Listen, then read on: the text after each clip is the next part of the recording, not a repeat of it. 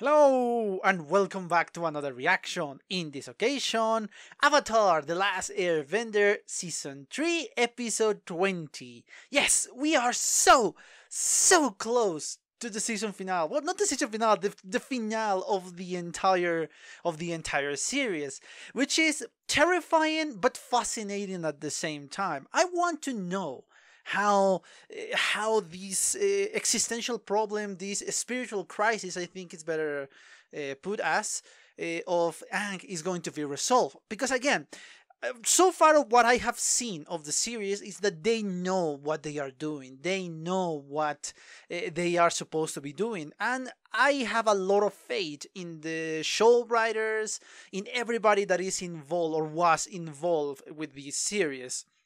So I am eager to see how they are going to handle this problem that we have been seeing in the last, I don't know, 6, 7 episodes. I honestly lost count of how many episodes we have seen all of this.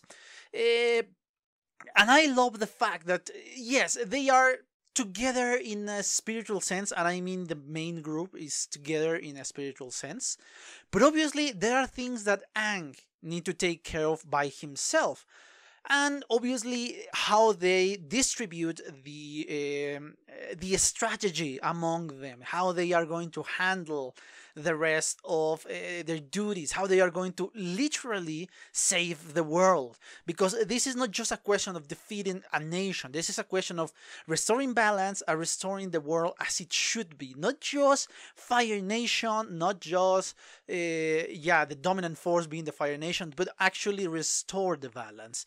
And again, I said this in my last commentary, but I love how the show is all about balance, and how even if you are considered the most powerful, probably the most powerful being, because you are the connection, the bridge between the spiritual world and the physical world, you still need to surrender to the world. You need to be humble with the world, because the world is your only purpose as the Avatar is to protect and to maintain balance to the world. Yes, you are given these amazing gifts, you can use it however you want it, but in the moment that the world needs you, in the moment that the world needs this balance, you need to be there to restore said balance. Yeah, perhaps, and I don't know, correct me if I'm wrong, because again, I don't want to dig too deeply into the mythology of this world for obvious reasons, not until I finish these last 2 episodes at least.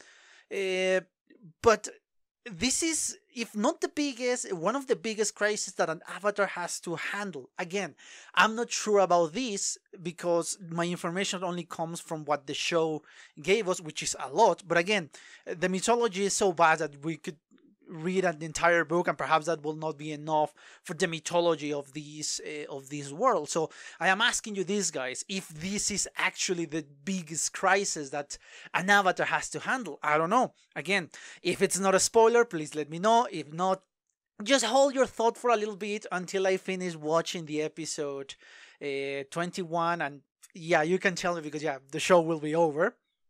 There will be no more spoilers. But yeah, I'm fascinated by that. If that is the case for the Avatar Aang, or perhaps another Avatar has been handling something terrible, or even greater than what we have seen in this show so far. I don't know, and I'm fascinated by that idea. Perhaps yes, perhaps not. I honestly don't know. And there are some things I forgot to mention in my last commentary, but I'm going to handle that in the commentary section. There are some details that I forgot to even put in my notes, but I think it's important. But again, so I won't bore you anymore with this ramble about presentation and all of that. The only thing I have to say is, please consider a subscription to the channel and turn on notifications. And if you enjoy the video, please give me a thumbs up and leave a comment so I know what you think about my reaction, about my commentary, or about the episode in general. Again, please hold back the spoilers. If you want to follow me on Twitter, the link is in the description below, alongside with my Patreon. Anyway, yes, I think that's it. I have nothing else to say, so let's cut the presentation and watch the episode, shall we?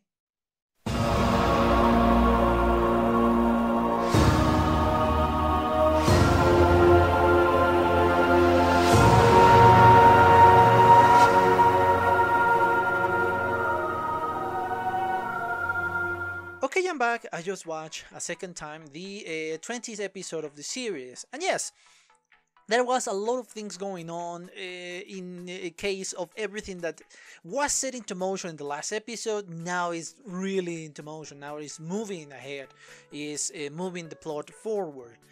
But before going into the going way too deep into this episode, I'm going to speak about other stuff that I forgot in my last commentary.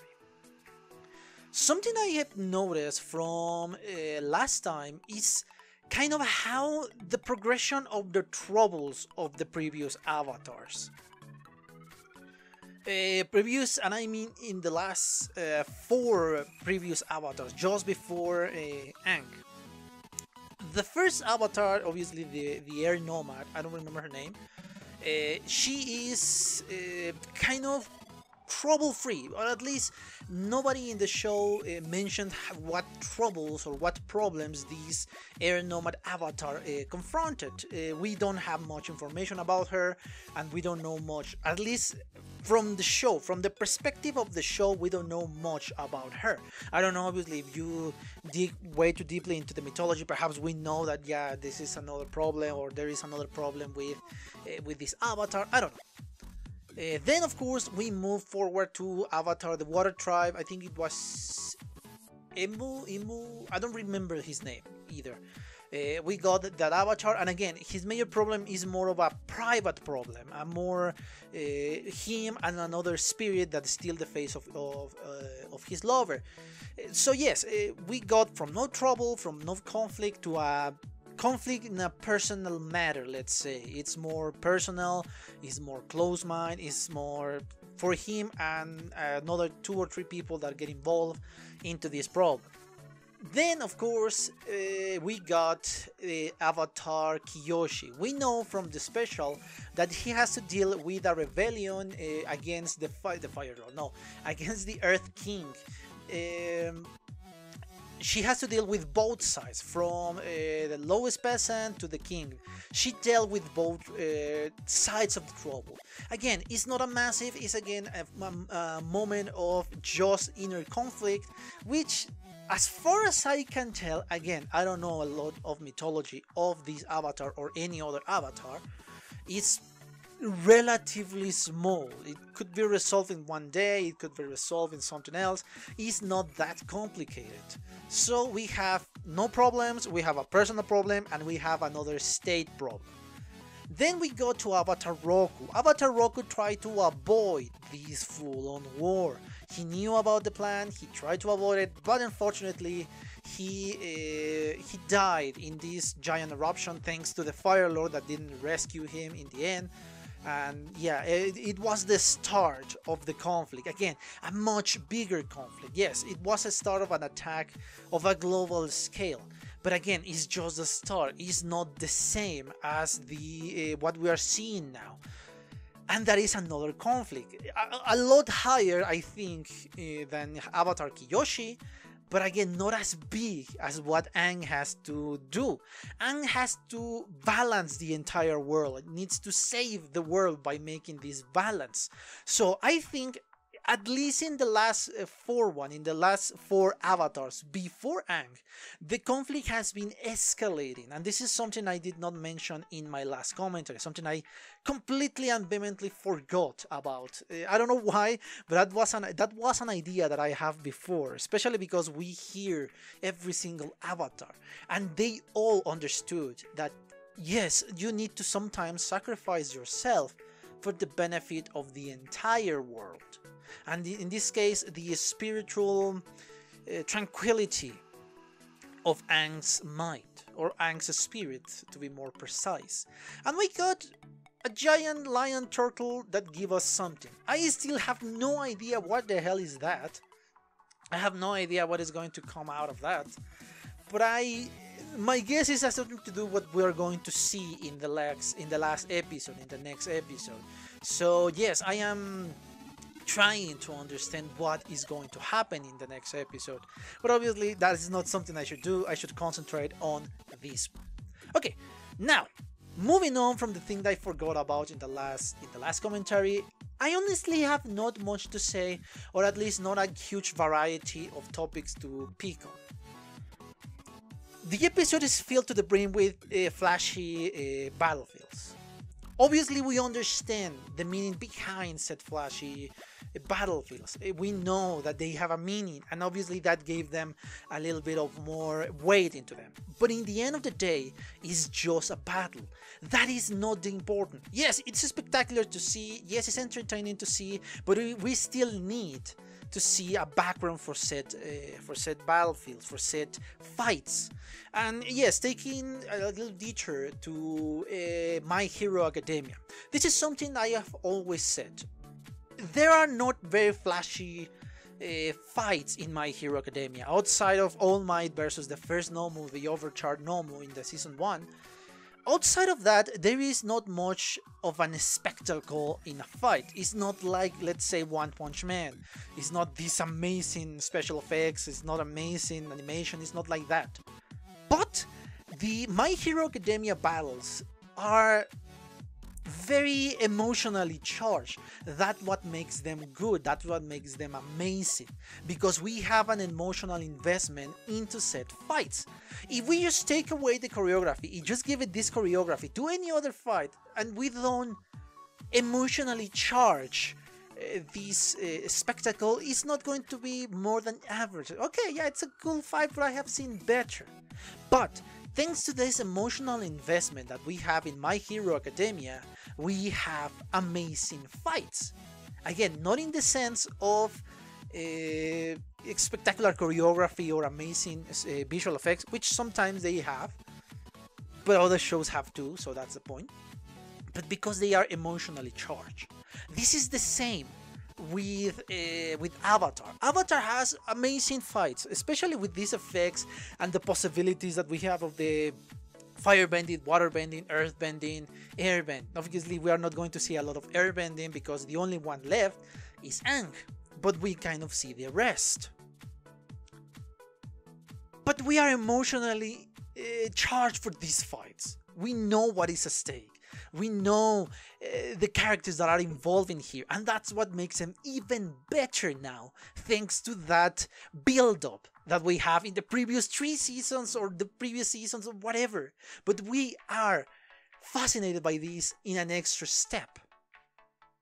Now, after these fights, there are some things I want to speak about. First, the attitude of the Fire Lord. I'm going to speak about the Fire Lord because I think the other one I'm going to speak about is more emotionally charged, let's say. Yes, I'd say that phrase a lot, but I think it has a lot of weight in this commentary. Fire Lord Ozai, for his speech pattern, we kind of obviously see that is very fitting to him. We know that he's an egocentrical man. We know he's a megalomaniac. He wants to conquer the world. Anything less than this is just pathetic for him. We know that the only person important in his life is himself. He doesn't care about anybody. That includes his children. So yeah, he doesn't care. He needs to be above the rest. And his speech in the end, when he finds Aang, the Avatar Aang, he say, okay, the universe delivered it to me, so I can defeat you finally and my victory will be complete. His pattern is me, me, me, me, me. The universe is bowing down to me so I can fulfill my desires. This is how he sees the world. That the world exists just for him to enjoy it, just for him to be above the rest, and no matter what, he is going to be the most powerful being in the entire universe. Again, his speech pattern is like that. He is like that. And not only that, he knows he has the power. He knows that he has the skill. Especially because Aang is not that prepared for war. Thanks to the uprising that he had, thanks to the level of preparation that he has. He only has a few months to learn to master the 4 elements. This has taken the other avatars, the previous avatars, years to master. So Aang is doing something pretty fucking spectacular against an overpowered firebender thanks to the comet that, yes, they are like these. And he's doing a spectacular. Obviously, we are going to see the low point for our character in this case. We are seeing the low point in the battle. Because we need to be excited for the next one. We need to be doubting about the next one. That's the point of this episode. To show us something great, to show us progression. But again, the psychology of the Fire Lord is evident there. In the previous episode was too. But I think this small speech is what cements the attitude of the Fire Lord. Now moving on to what I consider the most important part of this commentary. Azula's part. We know how Azula is. He's overconfident. She is overconfident. She is resourceful. She is intelligent. She is very, very powerful and very, very skillful. She is the perfect firebender. She is the perfect daughter for Ozai. But she has idea of herself of a perfectionist. The problem here with Azula is that now she knows that all the fear that she can project onto others is not enough to regain the loyalty of everybody. She was so self-confident in this fear that she didn't care. Okay, yeah, I have servants and they were going to serve me. And they are not powerful enough to defy me. They fear me. They will never ever dare to look me in the eye and challenge me into the most minor stuff. That was her attitude. But since the betrayal, well, yeah, it was a betrayal for her, of Mai and Ty Lee, that's when she's starting to doubt.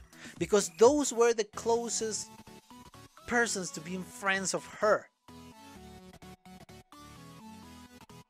This is the point. This is the breaking point for Azula. She no longer can rely on fear alone to gain loyalty. Because that was her own psychology, that as long as they fear me, they will never defy me.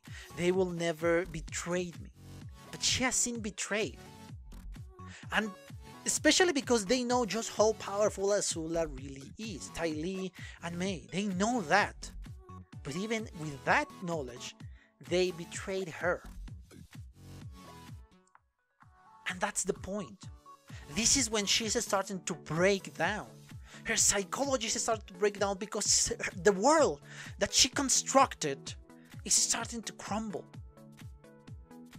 That people are going to betray her for all the things that she has done. Because she knows very, very well that the things she has done are not good things, are not loyal things, are not noble things. She knows that. She's intelligent to know that. And we have seen this kind of mental breakdown since the last episode, when she's starting to say, okay, yeah, father, I'm sorry, but they are useless. She's not that confident anymore. I don't know if she was always confident with the father, or just because he's the father, she's kind of loses confidence. I don't know. I honestly don't know in this case. But we're starting to see that breaking point for Azula. And this is well represented in the last point before the Agni Kai. The only people that are there are the ones that need to be there. The ones that are going to crown Azula as the Fire Lord. Nobody else is there. She has banished everybody. She is alone now. Yes, she was surrounded by people who want to be loyal because they fear her. They revere the family. They want positions of power. But now she is alone. And the only people that came to set coronation were people that want to destroy her, to want to subdue her. And in the fight, in the Agni Kai, we start to see just how she's breaking. Even Zuko noticed before the duel. But we started to see that yes, she's powerful, she's skillful. But she started to notice that Zuko is catching on to her. He's not as weak as he was before. Because yeah, I guess Azula considered him weak. For obvious reasons. He wasn't that skillful because he was clouded by this hatred, by this lack of honor. And she started to see that she will not be able to win in a fair fight. Because Zuko is starting to be better and better and better. And that's the point. Because she knows, because she knows that he can redirect lightning. Perhaps he cannot produce it, but he can redirect it. And a lightning strike is a very heavy point. So what does she do? She directs her lightning to somebody else. And this is obviously character growth for Zuko. He wanted to protect Katara. Because again, perhaps he's to atone of his sins because he doesn't want anybody else to be hurt by the Fire Nation, which he's a member of, and not only a member, a royal member of, and he wanted to protect her. And we reached the same point, the high point for the villains and the low point for the heroes. This is the same point for all sides, except for obviously, well, the ones who are more successful in this quest are obviously Sokka's group, Toph and Suki, which actually they destroy the Zeppelins of war. They destroy them, and unfortunately they are not safe because they are on the air on a burning ship. So yes, but still, the ones that are at lowest points are, I think, still Aang and Zuko and Katara. Why? Because they have not beaten them. Their target is to stop the Fire Lord and to stop, well, the Phoenix King and the new Fire Lord, in this case Azula. They haven't done that. The mission for Sokka, Suki and Toph is to destroy the ships, which they did. So we are seeing two different perspectives of this point. This is an interesting episode and I cannot wait to see the next one. I only have one more thing to say, which is highly satisfactory, but obviously is part of Aang's mentality, is the face of the Fire Lord. I think this is the second time we have seen this face. When somebody redirects his most powerful attack, in this case the lightning. The face of utter defeat, of fear, that we can see from the Fire Lord in this moment, and say, oh shit, he can do it too. Because he is not capable of doing that. If somebody redirect a lightning towards him, or somebody attack with lightning to him, he's going to have to receive it or run away. And this is against the philosophy of the Fire Lord, to run away, because it's way too powerful. So he's fearful in that moment. Unfortunately for Aang, or for us, Aang is way too noble. He doesn't want to kill off the Fire Lord. Again, it makes sense for his character. But this is still, I don't know, it's kind of the point of satisfaction to see that fear in the Fire Lord's face. It's amazing to see, but unfortunately, yes, this will go against what Aang stands for. And I really think with this point that I finished the topic of this episode. It was an amazing episode. It has a lot of spectacular battles, but as always, let me just remind you that if you enjoy the content of the channel, please consider a subscription and turn on notifications so you can get up to date with whatever we're doing with the channel. If you enjoyed the video, please give me a thumbs up and leave a comment so I know what you think about my reaction, the video, or the commentary. If you can share this video, please do consider sharing this video in whatever social media you have. And if you want to follow me on social media, in this case Twitter, the link is in the description below. So yes, I think that's it. I hope you enjoy it, and yes, I have nothing else to say, but thank you for your attention and see you on the next one. Bye! Okay guys, I hope you enjoyed that video, and if you did, give it a like, so the algorithm from YouTube will help me out. and check my other videos, share them, and also why not subscribe to my channel and join this community. And as always, I want to thank you for your attention, your likes, and even your dislikes, your comments, which is something I always look forward to read. And yeah, once more, thanks and see you on the next one.